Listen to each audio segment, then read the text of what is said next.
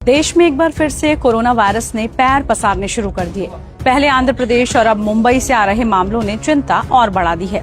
आम लोगों से लेकर सेलिब्रिटीज तक इसकी चपेट में आ रहे हैं। क्या हमें फिर से वही मास्क, वही डर और वही लॉकडाउन वाले दिन देखने पड़ेंगे? कोरोना का खतरा एक बार फिर मंडराने लगा है और इसी के साथ स्वास्थ्य विभाग की चिंताएं भी बढ़ गई हैं। कोरोना के मामले एक बार फिर तेजी से बढ़ते हुए देखने को मिल रहे हैं।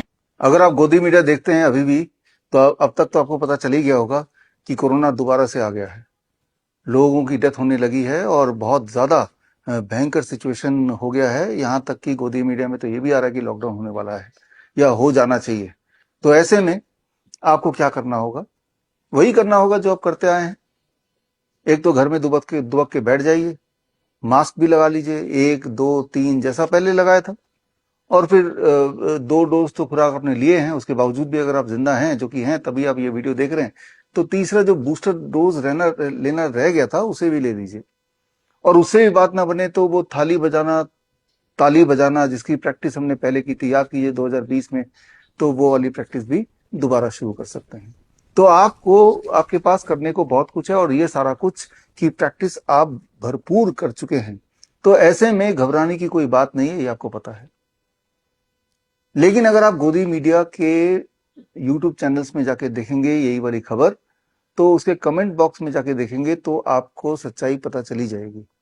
कमेंट बॉक्स पढ़ेंगे तो आपको पता चल जाएगा 100% लोग, लगभग 100% लोगों को पता चल चुका है कि ये गोदी मीडिया है, प्रोपेगेंडा मीडिया है। ये सिर्फ और सिर्फ असली मुद्दों से ध्यान भटकाने का काम करती है और ये उनकी एक चाल है और कुछ नहीं है।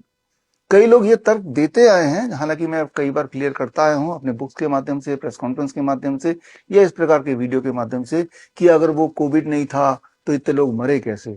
बार बार मैं बताता आया हूं, मरे वो जो हॉस्पिटल गए। याद कीजिए, हॉस्पिटल जो गए वो मरे, क्योंकि हॉस्पिटल में सारा बंदोबस्त कर दिया गया था। वेंटिलेटर था, रेमडेसिविर था, लेपिनोविर था, रेटिनोविर था। ये ऐसी दवाइयां हैं जिनसे एक अच्छा खासा इंसान या तो मर जाएगा या मरने जैसा हो ही जाएगा। और वही हुआ। और जब भांडा फूटने लगा कि रेमडेसिविर से मौतें हो रही हैं, तो रेमडेसिविर को भी बैन कर दिया, जो पहले से भी वैसे भी काफी देशों में बैन था। तो गौर से सोचिए, वो एक माहौल इस गोदी मीडिया ने बनाया जिसकी बातों में आप आ गए। लेकिन आज गोदी मीडिया की बातों में कोई नहीं आने वाला। सबूत ये है कि आप, जैसे मैंने बताया, उनके यूट्यूब चैनल में जाके यही वाले न्यूज के कमेंट में देखेंगे। हो सकता है आप में से कई लोगों ने भी कमेंट किया हो, तो लोग हंस रहे हैं, मजाक उड़ा रहे हैं, और लोगों को पता है कि ये एक तरीका है कि जब भी देश में कोई मुद्दा आता है तो उस मुद्दे को कवर अप करने के लिए दोबारा से तो कोविड ले आते हैं, या अभी इलेक्शन से पहले आपने देखा निपा आ गया था, या उससे पहले आपने देखा HMPV आ गया था। तो कुछ ना कुछ आता जाता रहता ही है। तो असली में मुद्दा ये होना चाहिए, याद कीजिए, जब आपने कोविड के 2 वैक्सीन लगाए, उससे पहले से ही मैंने आपको बताया था, 2020 की बात मैं कर रहा हूँ, कि ये वैक्सीन आएगा, ये आपके शरीर में एक जहर की तरह काम करेगा। इससे कार्डियक अरेस्ट, हार्ट अटैक तो होंगे ही, और कई सारी और बीमारियां भी कई गुना बढ़ जाएंगे।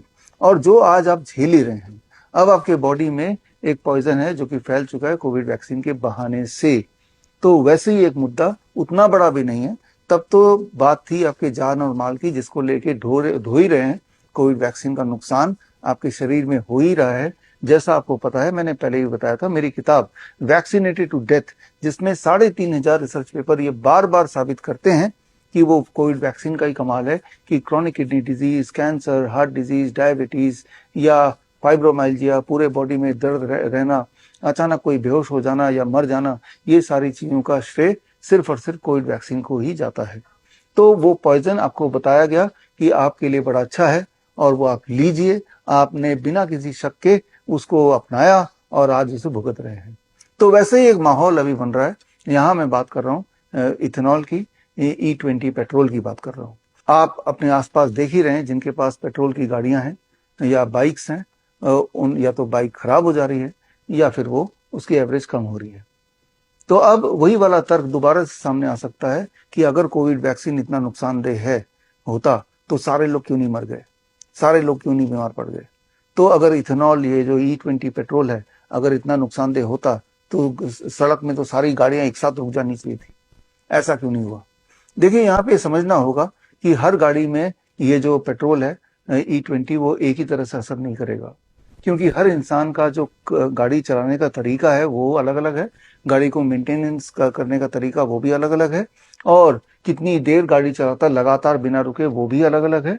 तो कई सारे और फैक्टर्स भी हैं, साथ में उसने सर्विसिंग कब कराई, गाड़ी का मेक मॉडल क्या है, there are so many variations, so many factors जिसपे निर्भर है कि कब कितना कौन सा असर करेगा। लगातार गाड़ी चलाएंगे, तेजी से अगर एक्सीलेटर देंगे तो मोस्ट लाइकली उनके चांसेस हैं कि उनका इंजन में असर पड़ेगा, उनका फ्यूल टैंक में असर पड़ेगा, वहां पे ब्रेकडाउन होने की संभावना ज्यादा है। जैसे आपने कोविड के दौरान देखा था, कोविड वैक्सीन जब लगाया, या अभी भी आप देख रहे हैं कि अधिकतर जब कोई एक्सट्रीम इमोशंस होते हैं या एक्सट्रीम फिजिकल कोई एक्टिविटी होती है, चाहे वो जिम में जाके एक्सट्रीम फिजिकल एक्टिविटी, तब वो एकदम से हार्ट फेलियर होता है या कार्डियक अरेस्ट होता है, या फिर एक्सट्रीम इमोशन मतलब कि जब कोई शादी रचा रहा है, तो ऐसे आपने मामले देखे और शादी रचाते हुए ही उसकी डेथ हो गई।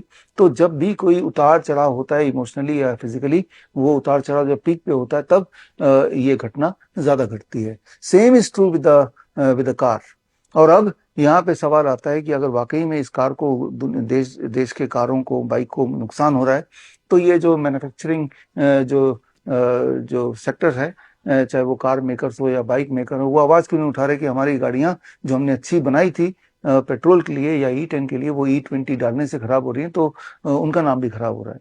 देखिए, वो नहीं बोलेंगे क्योंकि अल्टीमेटली उन्हीं को फायदा होने वाला है।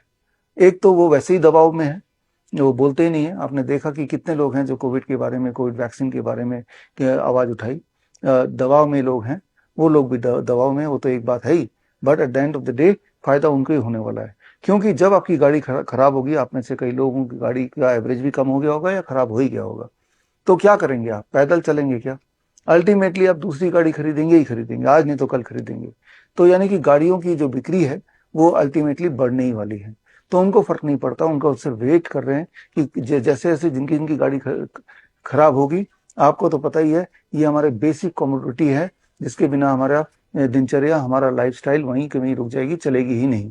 इसलिए आज नहीं तो कल गाड़ी खराब होने के बावजूद भी, और अगली गाड़ी जो खरीदेंगे उसमें भी खतरा मंडराएगा कि दोबारा से यही वाला पेट्रोल डालेंगे तो दोबारा से खतरा होगा। जिस तरह से आपको पता ही है कि आपने कोविड वैक्सीन का पहला डोज लगाया और उसके बाद थोड़ा बहुत खतरा का एहसास हुआ, फिर भी दूसरा लगाया। और मैं जानता हूं ये जो गोदी मीडिया है, ये बार बार अगर आपके टीवी स्क्रीन पे चला दे और आप भी तसल्ली से गोदी मीडिया देख ही रहे हैं, तो आपके दिमाग में प्रभाव पड़ेगा। In spite of the fact, earlier truth, जो आप सही रहे हैं कि कोविड वैक्सीन के लगाने के बाद जो हालत हुई है, तब भी आप मोस्ट लाइकली तीसरा डोज भी लगाने की सोच ही लेंगे। ये माहौल ही ऐसा है, ये दिमाग ही ऐसे काम करता है। हमारा दिमाग ठप हो चुका है। जब हमने अपने शरीर में जब पॉइजन दिया कोविड वैक्सीन के नाम पे, तब जब आवाज नहीं उठाई, तो अब तो गाड़ी में अगर पॉइजन डालेगा तो कोई तो आवाज हम क्यों उठाएंगे? तो मैं तो कोई उम्मीद नहीं कर रहा हूँ कि कोई आवाज उठाएगा, उठाने की जरूरत भी नहीं है, और क्योंकि सहने की आदत हो ही चुकी है। ताली बजाइए, थाली बजाइए, शायद आपकी गाड़ी थोड़ी ठीक चल जाए। तो फिलहाल मैं आपको ये बोलना चाह रहा हूँ कि यहाँ तो गाड़ी की बात छोड़ ही दीजिए, जीवन की एक गाड़ी जो भगवान ने दी है, यानी कि आपका शरीर, पहले तो उसकी चिंता कीजिए, यानी कि अपना डॉक्टर खुद बनिए। इसके लिए 23 जुलाई, दैट इज चंद्रशेखर आजाद जयंती और बाल गंगाधर तिलक जयंती भी सेम ही डे है। इस दिन हम एक कार्यक्रम कर रहे हैं और इस कार्यक्रम में जुड़िए। ये 11 बजे होगा, कोरोनाकाल.tv के में लाइव होगा। कोरोनाकाल.tv के माध्यम से 11 बजे मेरे साथ जुड़िए और बहुत सारी नई बातें आपको सीखने को मिलेंगी, जिससे आपको ये समझ आएगा कि हम अपना डॉक्टर खुद बन सकते हैं। इसमें इस वाले हमारा जो ट्रेनिंग प्रोग्राम होगा, इसमें कुछ खासियत है। We are talking about the 100% cure, 100% cure की बात कर रहे हैं। क्या 100% क्योर जेनेटिक डिजीज हो सकती है? हमारे पास ऐसे कुछ पेशेंट्स हैं जिन्होंने can protocol, cure autism now protocol अपनाया या DIP टाइप अपनाया और अपने आप को डायबिटीज टाइप 1 पूरी तरह से इंसुलिन से फ्री हो गए और ADHD के सिम्टम्स, HH सिंड्रोम के सिम्टम्स से पूरी तरह आजाद हो गए। इस प्रकार अलग अलग बीमारियों के, चाहे वो लाइफस्टाइल डिजीज हो, चाहे वो जेनेटिक डिसऑर्डर हो, जिन्होंने 100% अपने आप को मुक्त किया, ऐसे पेशेंट्स आएंगे और अपनी कहानी ना केवल बताएंगे, एग्जैक्टली स्टेप बाय स्टेप उन्होंने क्या किया वो भी आपको समझाएंगे। तो मुझे ये लगता है कि उनकी कहानियां जब आप सुनेंगे तो आपको ये भी पता चलेगा कि आपको क्या करना है। तो खैर, मैं उम्मीद करता हूँ 11 बजे 23 तारीख को हम मिलने वाले हैं कोरोनाकाल.tv पे। All the best, thank you, जय हिंद।